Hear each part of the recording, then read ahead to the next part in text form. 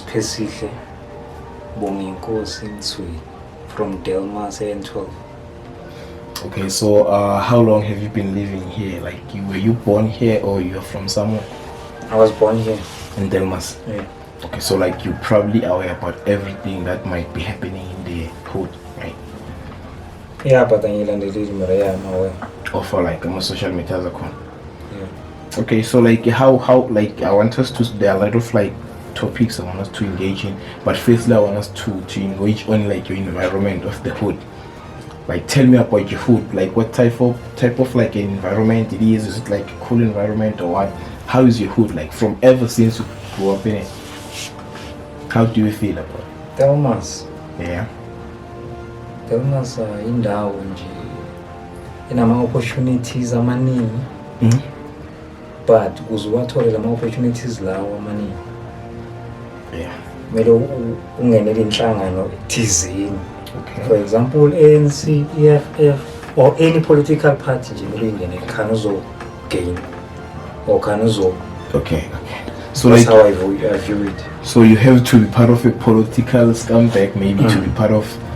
Okay, so like how do you feel maybe about like as you say within example like political parties maybe the one which have a power. So like how is the environment like feel? Like how are people like being raised? Is it like a good environment where like you can raise your kids yourself? Like in Delmas, do you see it like as the future or what? Like despite any political parties, like the environment, people maybe like we have Bonya Whoop and any other thing. Do you see how like typical of a hood do you see it? As a progressing was umphakathi. Yeah. Community ithuthuke. Kumele kube ne-unity. Yeah. Maybe unity ngiyese phambili. For example, maybe le kuzomphakathi uthole in maybe ama-robots or facilities la kudlala khona abantwana, grounds and everything. Kumele iqala le kubo mayor nani kuba nama-political kumele implement that thing. So mawangayenzi njalo avonca kuphela ngiyese phambili. Okay. Yamosheka. Yeah. So like, okay, speaking of umvongo, how is the corruption? Let's speak about the corruption in your hood. Like we know that's the matter we are facing, worldwide corruption. But like there are different stages of the corruption. You see, maybe there are countries like that doesn't have any corruption at all.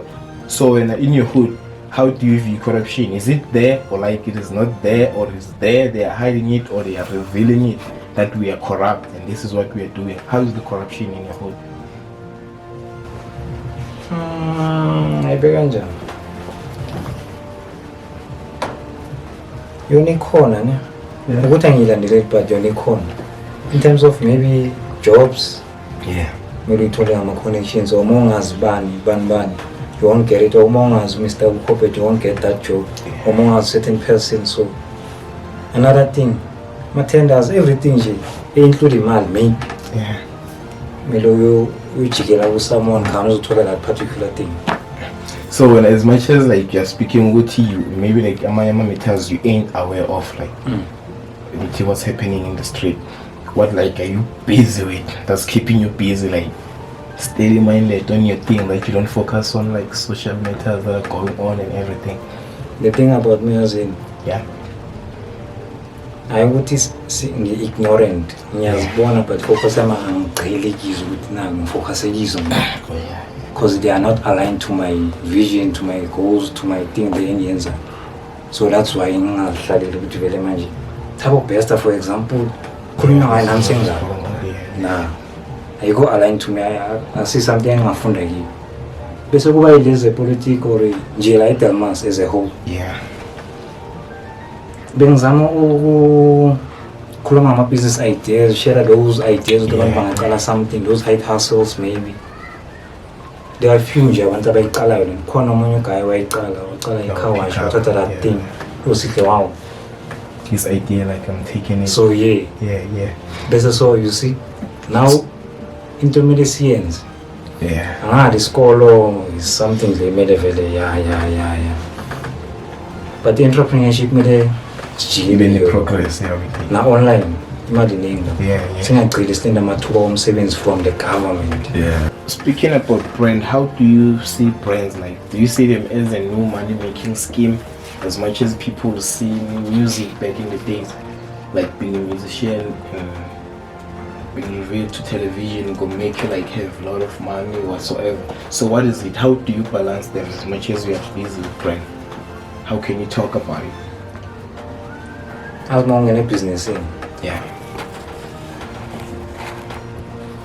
If that business is seasonal, maybe winter, kona business le winter, ufuna much is it? Yeah. Kona business le hlobo ufuna lokhu kuphela. Yeah. If ungena empahleni, le yami idila ngempahla. Yeah. Every day umuntu uyayifuna impahla. All seasons. Ngeke uhamba ungcono. Yeah. So yona ngibona ngathi into ezolast up until, but then angigcina ke ukuthi vele specific. Yeah. Maybe na option because makubheda la. The option yenye njengayenza or mawuqale something, if you've grown that thing, that brand or whatsoever, now you are known. Hey Mr-Akukho Bird, now you are known. Hey Cooks, hey this and that. Yeah. You can do another thing with that name because now you are a brand. Akukho Bird Moes. Now there's gifts. Akukho Bird Moes package, gift, birthday gift. Oh yeah. And that. Cooks are this and that podcast, now that photo shoot now. Yeah. You expand that thing, you see. So yeah. So how depressing is unemployment in your hood? How do you feel about it? Everyone we handle it like I don't know. Yeah. But one now you can picture yourself also fabulous in your tail. Yeah. Imagine umuntu ongasebenzi move ekuseni. You don't have money, you don't have anything dependele. Abanye akukho laba dependela khona. That's why bagcina seba kubana labo ke laba thengisa ngomzimba engage into prostitution. Ukuze bathola imali mele yayo. Eish. Yebo. Asali yona into ngeke mina sinjudge bad. Yeah. But wami mkhulu bad. That thing ayikho. It's fine. And angimela sinomalize. Yeah. Imagine nalaba abakhulayo manje. Social media ambona ugcwele kahle nana akasebenza and then that man. Yeah. See? But like if it goes that far, how would you speak for your health system? Is like the health system in your hood very like 100% or is lacking? In terms people, of what? Service, like are people able to get like a full service if they go to hospital and like feel well, or they just azangikhenge esibhedlela ngiyagula nana. But you've never had any complaints or what? Complaints yakhona la vela ethule maybe mistake nyana I drip ify somewhere la wrong khona. But I think abantu basizeke, it's fine. Hamba kahle. Yeah. So right now when I say in 12 there's a new word so they improve. Yeah. So police system, is it like fit enough? Are they doing their work in the streets, or people are still getting mugged? People are still like getting drugs freely? Crime or not drugs or whatsoever. Yeah. Because there's no connections, maybe the drug dealer, connections with the police. So we stop and because now we are getting a good interview.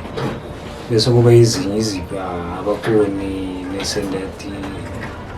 You're only corner, but you're limited. I don't know, but you know.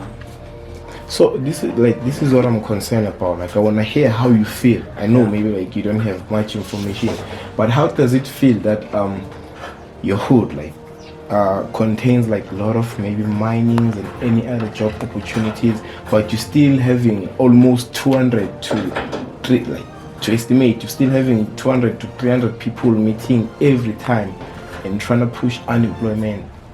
How does it feel to have so much wealth that you are sitting around, but still you cannot even get a single sponsor, you cannot even get like potholes fixed, the robots and that? The question yakho le we are back to answer mazi ngiphendule ekuqaleni now. Yeah. Ukuthi connections and ukuze uvonga ukuze ungenele somewhere or ukuze usebenze ukuze thola funding yaso or ukuze kumele wazi a certain person or kumele join a certain political, you see. That's why. So that's how like I don't know. I don't know. From far in a political something. But like are they hiring your people or like just mining stuck with people from other side immigrants or him? Because mostly I think but I don't know, you can't tell with low or love because you know how they work.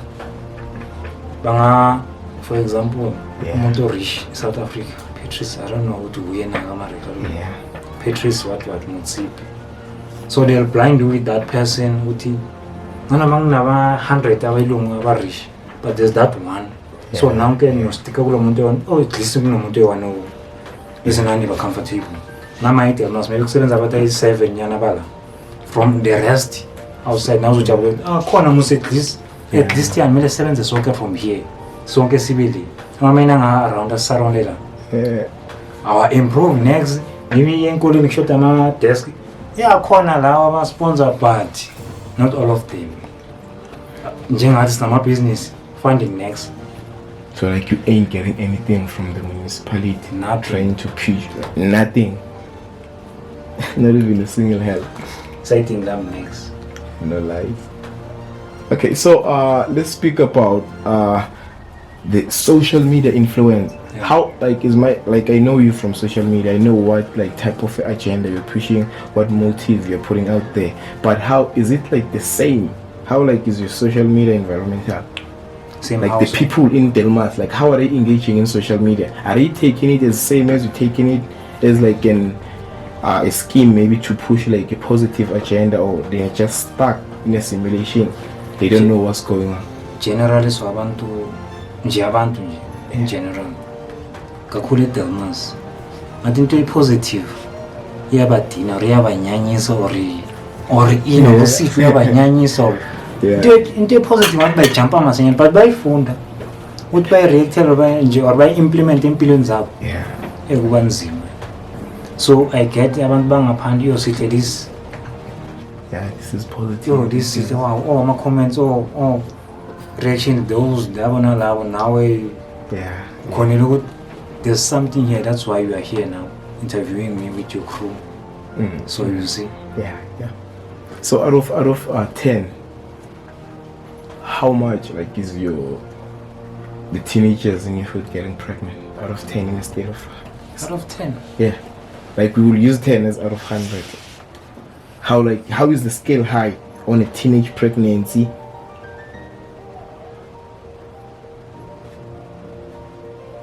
Because I'm singing, I don't know. Yeah. I think maybe out of 10, 5. Out of 10, 5. So 50% of your girls in the hood, they're getting pregnant then and then. That's what you mean. I don't mean that, but 5. That's the average, man. Because synthesis are so. Yeah. I don't want to want pregnant. Yeah. But how is it? How positive or negative is it in a community for kids to get pregnant then and then? Where do they get that mentality, and how do they take it? Do they take it as free, or do they take it as something that just happened? Or in 20, getting pregnant in 20. Zala, when you see family population cause right now. Bazamogu as deputy president just USA. Yeah. We Ghana. We implement LGP rainbow what? Yeah. So imagine I implemented that thing. And you see population here decrease, depopulate. Yeah. So that's the world in the Bazamoguians. So Lego pregnant, that's great, but Manu preg, Manu next or financially stable, which will depend on government. What if that one day or one new government that is able to this thing may cut? So choose your farms. I will depend on government in King. In King Kunalama 350. If we are tall, use it wisely. Yeah. Alama 510, 1 use it wisely. They get something aside in 10 rand maybe. Up until 18 years is too. Yeah, it's a long time. 10 rand. It's too much. Coming in the future, coming in my idea, I feel coming in something like. So, the growth of population, do you see it's good? Don't you think maybe it's gonna affect us sometime, because like the more we are having people, as like people are getting pregnant, we would experience like maybe a lot of trouble. Electricity, like maybe let's speak of electricity. You know, back in 2005, maybe we might say maybe food insecurity. Such things. I'm speaking such things. Because if you can take back to 2005, maybe you was living in here in Delmas, you never heard of like load shedding or like whatsoever.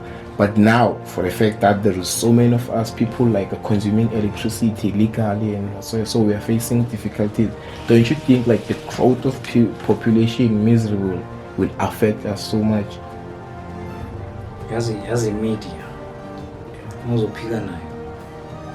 Izama ukutshintsha imqondo yabantu ukuthi kumele stop this thing because of this nama damages okhona. That time uMandela abantu malema uzamile then load shedding yanyamalala sare. Ngidlala ngathi ubheka makusondela ukuvota yonyamalala bese lapho abantu they'll think certain person or president or ilungisile bese bamvotela kini. Badlala ngabantu umqondo wabantu. So mozophena government nemile mabathi hakudla seka ukudla akusatholakala hey khabishi pheli hey load shedding hey gezi amalahle hey abantu baningi there's no such.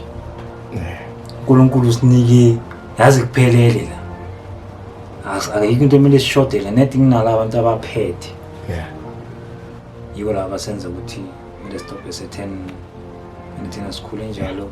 That's our nje ukuthi vele but sex boom yeah, we're making kids, but don't you think maybe it's gonna bring like a miseries as much as we are invading into like industries as fourth industrial revolution? Like, things will change totally. So how are we going? Because if let's say maybe a retail company, maybe like I won't mention name, maybe a retail company decide that okay, right now we've improved a lot like with artificial intelligence, so we want to put robotic cashiers or any other things in our shop, and then like they are eradicating maybe employment for 250 people. They are going back to the hood, and you are speaking of people getting pregnant, not being a mayor. So how does it take us? Because right now we'll be having industries like coming into us in force. Because even you personnel, I think you might want to have an artificial intelligence robot that can help you make your things easier. So when it affects us, as much as we are many more, and there is a way of saving a world, maybe sometime, if they see it that way. As of dependent twin or somewhere. Yeah. Then the results affect. If there's not dependent somewhere, then it is affect. If they can't do it, saying I'm a robot, I'm a cage, I'm a robot. Yeah. They're all we are using a second option. Side hustle somewhere. Yeah. Nabantu abasafuna something face to face or delivery ufuna something oyenzile from scratch, not from a robot or yeah. Abantu baningi. There are so many opportunities. While you are working, khona vele that thing ukhuluma ngayo izoyenzeka and abayimplementa kancane izofika. Yeah. Mele sibe ready for yona, that's all, because so stop kanjani because implement abantu abaphezulu abakhulu. So stop kanjani mele sibe nama option ukuthi mangisebenza naye let me have a side hustle. As mangibhayisiseka la ngwela somewhere. Noma ungaweli somewhere phansi mele uqale from la 350 seyikhathiwe isekho that time. So ucala ukwenza umntwana again because ubona le 510 kuba yenye into nayo le it's like yo. Okay, so in conclusion, we are concluding right now. How would you like rate or raise your hood out of any other hoods that are there? Delmas, what type of a hood like is it? How would you rate it for to any other hoods? Maybe people in Davidton, Zakane, any other where, if you wanna like talk to them and tell them about your hood, how would you say is it? Are you free to come and live there or what? Yeah, they are free to come here. Ngayireka ukuthi best ngokuhosta ama-event wokujive. Yeah. Abaningi bayazi ngalokho. Imagine waziwa ngalokho. Uthi hey, ezihawa la. Yeah. Vele everyone nali youth yama ingajabula. Yeah, amapiano nawo say hey yanyiwa so. Yeah, best ngalokho. So buya ama-creative bathi sihle mara sakubona nawo ubuya khona ushaye something edolobha. Abekho abafana njengawo. Yeah, bakhona. Why singaba cause yazi into positive mayincane bese kuvela negative kakhulu le iyavaleleka bese kugcwala le negative lena ayisabonakala iba khona but abantu bayibona ikhona but yile trend something positive yafuneka nayi positive lokutshwala nangani ya satawa nami I've been there nami ngidaya ukuthi mina abantu bayistop but iba nama limit uyazi udakwe ugrow man hayi uthi una 37 lapho sokusajiva nami asicabangele ni future maybe usukunabantwana nawe na 37 mara ujiva nawe cabangele future start something grow your community something positive Akukho Bird Moes not bad it's not just a brand but your motive something positive that I'm trying to the community nabo baya ngigqokile man Akukho Bird Moes. So like how can they get you on social media? Like people who wanna engage with you and get your brand and any other things you're dealing with? My number my WhatsApp it's 064 66 35 925. Again 064 66 35 925. Ungakhona ukungifonela bese uyang WhatsApp akiwo. Bese ku Facebook Akukho Bird Moes unama spaces Akukho space Bird space Moes. That's a page for my touring brand. Yeah, so far bese ezinye TikTok Akukho Bird Moes kuhlangene everything kuhlangene Akukho Bird Moes. Twitter nakhona same thing Akukho Bird Moes kuhlangene Instagram same thing. Any shout outs to your supporters and close people to you? Let me shout out to Cool J, Sizwe, Shedrack, the guy behind the camera, Kugza, Troy. These are the people engikhule nabo from abangikhulumile nanoma ngabona impact ya but I see. Bese even that one ongibulisayo